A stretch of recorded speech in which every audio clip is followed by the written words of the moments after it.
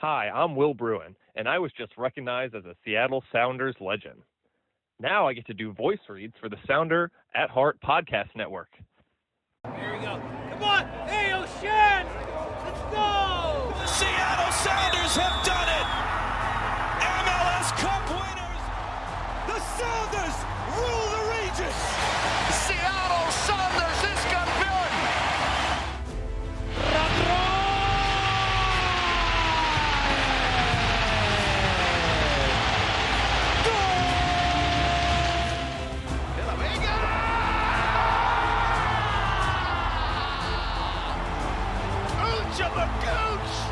All creatures great and small. Rothrock going to collect it. He does just about. Runs into the advertising awning. Low to our left. Ball goes in. Oh, what a cross! And what a goal!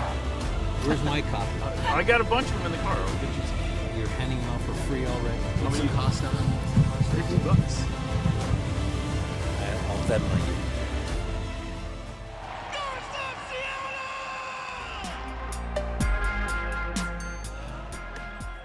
This episode of Nos Arietes is sponsored by Full Pull Wines, a Seattle-based wine retailer and proud sponsor of Nos Arietes since 2011. Full Pull was founded in 2009, is based in Seattle, and is owned and operated by longtime Sounders supporters. They offer the best boutique wines of the world to members of their mailing list, with special focus on their home, the Pacific Northwest.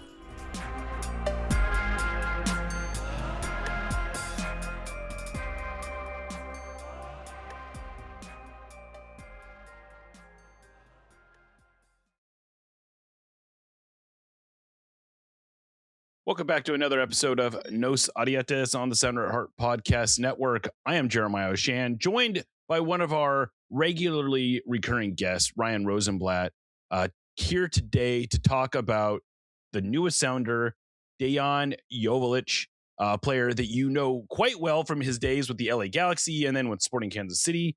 Ryan, welcome to the show, and happy to learn a little bit about the newest Sounder. Yeah, I was about to ask how you guys are doing, but I assume you guys are doing pretty well because you guys got yourself a striker. Well, you know, it's funny because it was like the loss to Austin was just, you know, a little more than a week ago, was Wednesday. And I don't know that it's ever been lower than it was after that loss. I mean, it was the 8th straight loss. Austin is a god-awful team. It was at home. It was probably the smallest crowd the Sounders have ever had for a regular season game. And it was dire. It was depressing. And then the news breaks of Joveljić signing on Saturday, sort of like in the middle of the first half. And you could feel the spirits lift within the fan base. And then they pull out this tie. It's a tie. It's not even a win.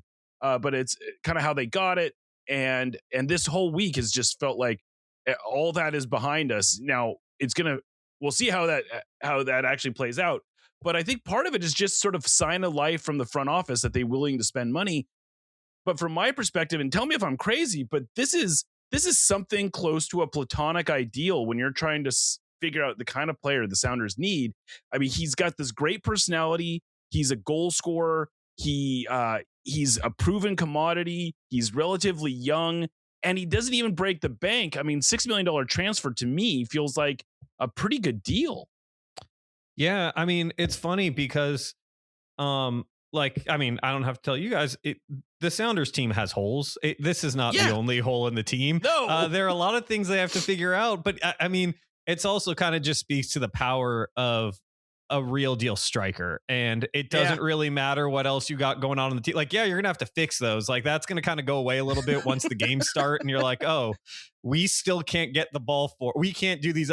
But like, having a real deal striker and the ability to get shots, to pull a chance out of nothing, to feel like, hey, if we get the ball to the front of goal, we're gonna score. Like, It just completely changes your mentality, not just, you know, as fans, which is kind of what you guys are, but also, like, we've seen it before on teams in MLS and teams in Europe, everywhere. It changes the way a team plays. Like, the idea that, hey, we don't have to, the goal is not necessarily we have to score. The goal is, hey, can we get a half chance here? Because that might be enough to score. And it just completely changes the way a team approaches a match and the way a club approaches, you know, roster building. So it's really funny watching the reaction from Seattle, because I was like, yeah, man, it's a great signing. I really love him. I think he's a great fit there. But it also just speaks to when you get a number 9, like that changes everything. Yeah, it is funny because a number 9 is somewhat dependent on the service that they get, but somehow it just raises the whole confidence level. I know when Raul Ruidiaz was sort of at his peak performance, and that's really the last time the Sounders have had a truly reliable number 9. And I would say I'm guilty of this at times, that you get sometimes caught up in the numbers and you say, well, Jordan Morris, when he was performing at his best, he was comparable on a game by game production as Ruidiaz. But there's something extra that a number 9 brings, and that Morris didn't really have it. I guess you could call it Riz, you could call it juice, you could do it whatever you want, but it wasn't really like he didn't really have that. And Joveljić feels like he does have that, and it seems like it just sort of imbues the entire team with a level of confidence that, a Danny Masovsky, even if he's scoring 18 goals in a season, doesn't really bring. Yeah, I think part of it is also just kind of like role and how a guy plays. And like Jordan Morris is a really good player. He has been a really good player for a long time, but you put Jordan Morris at the 9 and he's trying to make runs between guys. He's trying to do a lot of different things. And there's a lot of value to that. I mean, kind of one of the bad things you could say about a true number 9 is that they kind of box you in, because that guy can only play in one place. There's one thing that guy could do. But the upside of that is, exactly what that guy is going to do. You don't have to shift anything around for that. You say, can we get the ball to the front of goal? And from there, he'll do the rest. And yes, that number 9, especially in a modern game, you have to be able to press, you have to link up. It's not just as simple as hang out in front of goal, but whatever little bit you lose from a lack of versatility, you're getting back tenfold from just the knowledge that, hey, we don't have to make, like, our number 9 doesn't have to make this run so that way this other guy can make a run off of him. And then we have to build this, and, we're going to get the ball to the front of goal, but then who's going to be making the run? It's just, hey, 10 guys, your job is to get the ball into this space. And from there, he'll do the rest. And that's just massive. And that's what you get in a Joveljić. And it just makes it much simpler for everything behind it. And I think it's informative, it's illustrative of Joveljić that he was so good with a team like the 2024 Galaxy, who were a absolute offensive juggernaut, especially in the playoffs, where they had Joveljić, they had Ricky Puig, they had Joseph Paintsel, they had Peck, and they had this sort of just monstrous machine that could run teams over. And he found a way to play on that team, to play well. He had 21 goals, I believe 6 assists in all competitions, 6 of those goals in the playoffs. But then he goes to the Sporting Kansas City, who on paper does not have any of the assets that they need to fully realize a player like Dejan Joveljić. And yet he scores 18 goals last year with almost no service at all. Yeah, I mean, it was remarkable seeing what he was able to put up for Sporting. And, as a Galaxy fan, I was really bummed when the Galaxy had to trade him. And that was just a cap issue, a combination of his under 22 eligibility expiring. And also after they won the cup, they baked in a ton of cup winning bonuses for that squad, which all hit on the next year's cap. And they straight up could not afford. There was no way to move salaries around to afford him. And so they had to trade him, which was a bummer. And he ends up in Kansas City, which coincidentally is where I live. So I got to see him play a lot. And it was great because I would go down to Sporting Park. And I mean, I would go down there sometimes with people who don't really watch soccer or don't watch MLS. And every single time they would be like, within 10 minutes, they'd just be like, Sporting is terrible. Like, you don't have to know the team and know the sport to know that team is god awful. And then Joveljić would finally get his first, half chance in like the 23rd minute. And within like 2 touches, they'd be like, that guy seems really good. And it's one of those things where like, you don't even have to know what's going on to know that that guy is really good. And the ability that he had to find a way to get chances in a team that could not create chances in any other way was really impressive. And it is that kind of pure number 9 stuff where like, yes, he's going to make the smart run. Yes, he's going to be able to get a shot away when you don't always think he can, but a lot of it is also just like, hey, he's going to create a half a yard of space that it doesn't feel like he should be able to do. And then you're going to turn around and be like, why did that center back make such a huge mistake? And then you realize like 4 months later that like 14 center backs have made the same mistake against him. And you're like, hey, maybe it's not all these center backs are terrible. He just kind of has that ability to create space that just those really good strikers have, and you can't really teach. And the fact that he was able to do that, to create chances and score for a team that had no business ever scoring, was phenomenally impressive. And, you know, when he was in LA the first couple years, he didn't play super regularly. And part of that was they had Chicharito. And part of it was honestly just stubbornness from the Galaxy. And the funny thing about him is he brings an attitude that he is always convinced he is the best player on the pitch. I guarantee you they play Miami and he thinks that Messi cannot hold a candle to him. He just kind of has that attitude. I am the best player on the pitch. I should get the touches. Get me the ball. I'm going to score. And it's incredible. And that's what you want from your number 9. You want, get me the ball, get it to the front of goal. I'll do the rest. And, you know, he backs it up, and everywhere he's gone, he's scored goals. I mean, even when he put up that big season in LA, it wasn't as if he was playing every minute of every game. They were still bringing him off the bench, I think 6 or 7 times that year. He was coming up and he still put up those numbers. It wasn't a huge minutes thing. He wasn't just stat padding. They were really, really impressive numbers. And, you know, now that we're looking at this and we're into year 5 in MLS, and it was the same thing when he was playing in Europe before that. An interesting thing is he will give you the chances. He puts up the XG numbers. He also outperforms his XG. And we're at a point now where he's done this long enough that I think it's fair to say he is just a uniquely good finisher on top of his ability to get chances.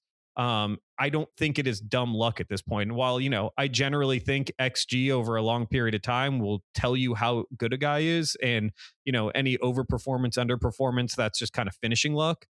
There are outliers to that. I think he is one of those outliers, and he's going to get you those chances. He's also going to score more than his chances would indicate. He's been doing it for years now.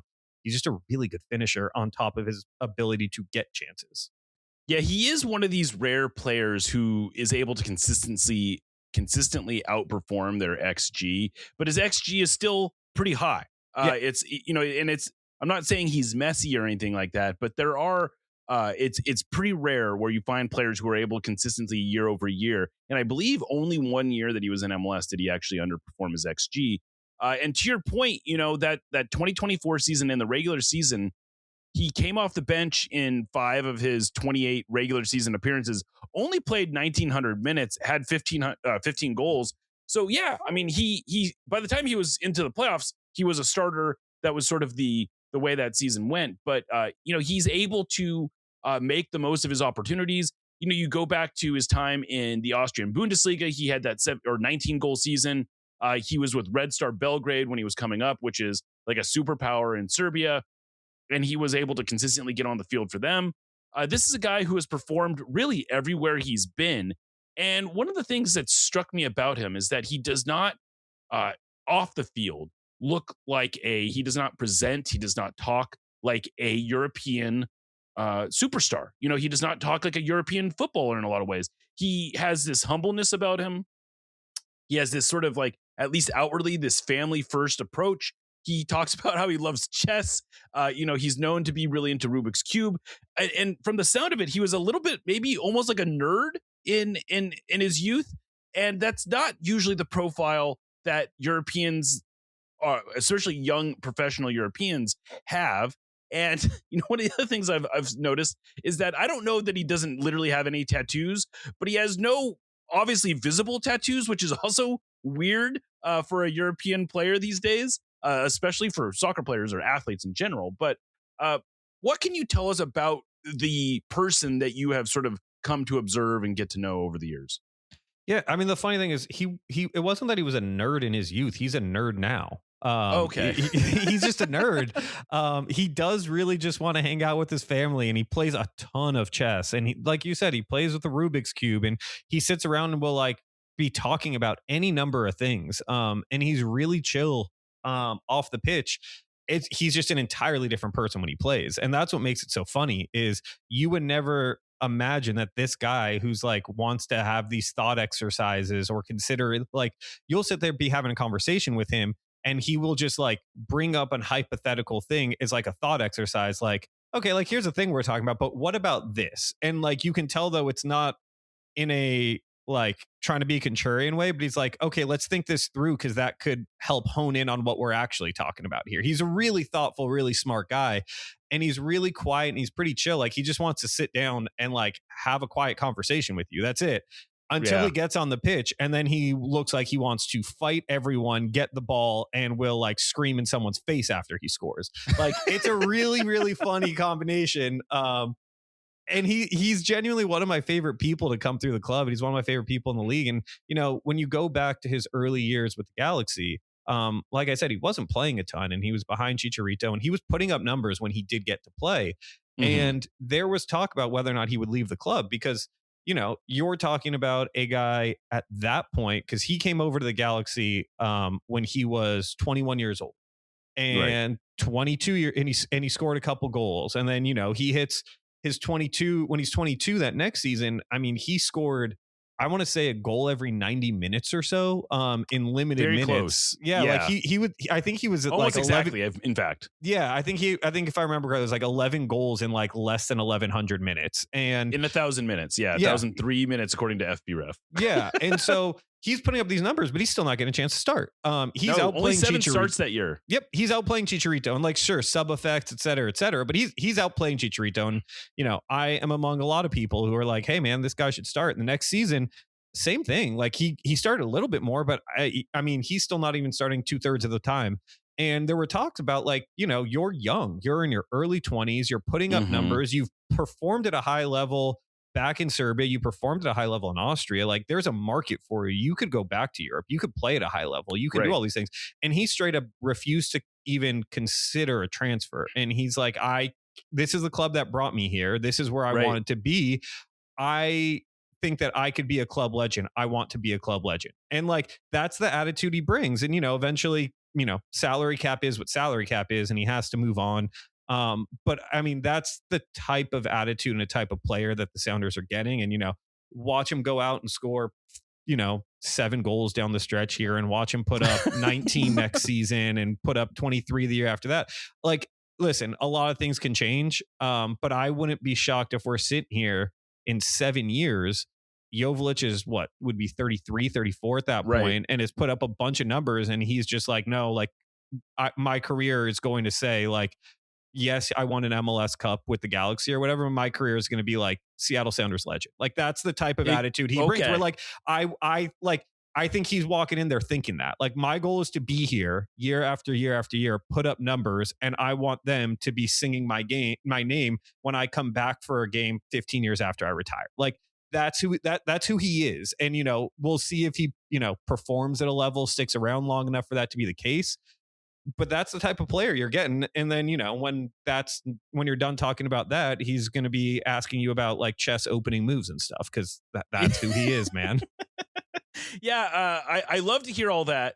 I have to imagine it helps that Preki is here. Preki is apparently a player that he idolized as a youth, or he was certainly familiar with, at least. I guess one of the things that was notable when he went to Kansas City is he talked about Preki's time with the Kansas City Wizards and how he was this legend and how he sort of maintained a relationship with him. Preki is, of course, the Sounders assistant currently. And I have to imagine that helps in all of this. The Sounders also have another Serbian player, Nikola Pekovic. I don't know how familiar they are with one another. They have never been teammates on any level as far as I know. But it all speaks well to kind of, you know, one of the things that struck me about him when he, in his introductory press conference, is that there is a certain characteristic that Sounders players tend to have. And it's this sort of salt of the earthiness. And it's this, you know, they just kind of want to get out there and work. And, you know, it's all, you know, marketing speak or whatever on some level. But he does give off this very clear inclination. Like he codes very clearly to the Sounders. I feel like this is a match made in heaven. I do think it's an interesting commentary on the state of MLS where a guy like this who has his track record can sell internally for $6 million. And then Kansas City can go out and try to, they're going to probably spend $20 million to replace him. And honestly, if they replace him with an equally productive player, that'll be somehow seen as a good investment. And it's a weird place we're in right now.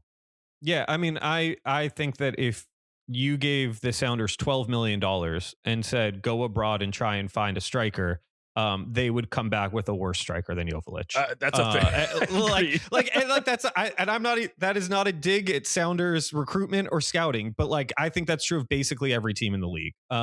It is bizarre to me that he went for this. I mean, it's not, because we see how these things go. It is bizarre to me that MLS is set up in a way where like that can happen. And that, when the Sounders say, we'll pay $6 million, how did, a dozen other clubs not come in and say, we'll pay $9 million, we'll pay $10 million, we'll pay like, it's bizarre to me. We know how that works, but like, yeah, man, it's great signing, great value.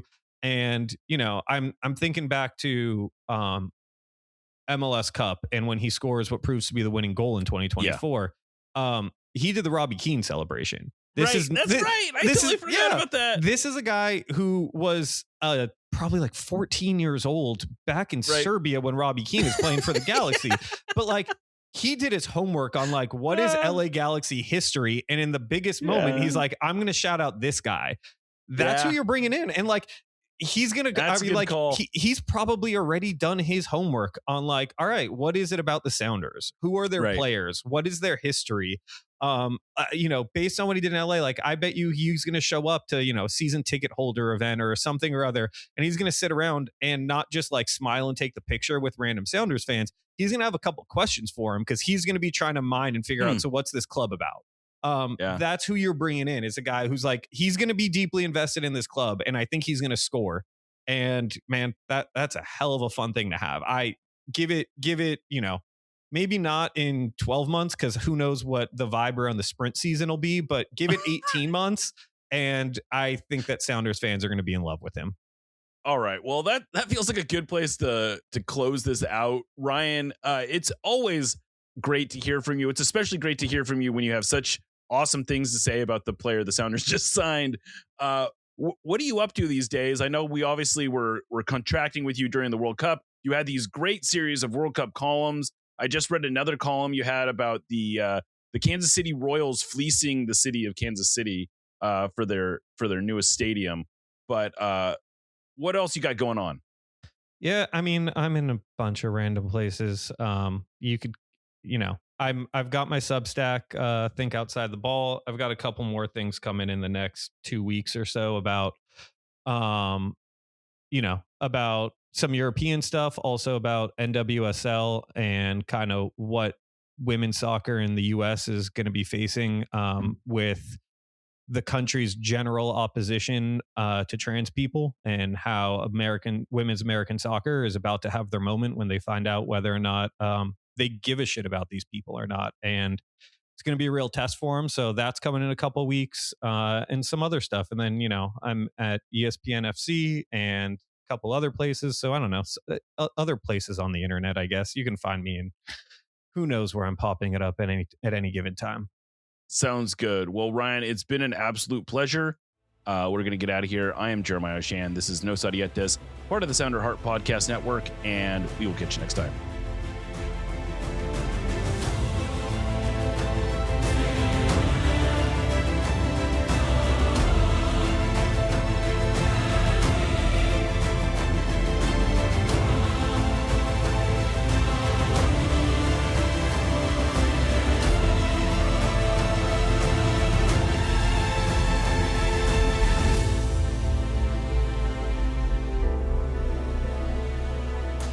Let's go Sounders.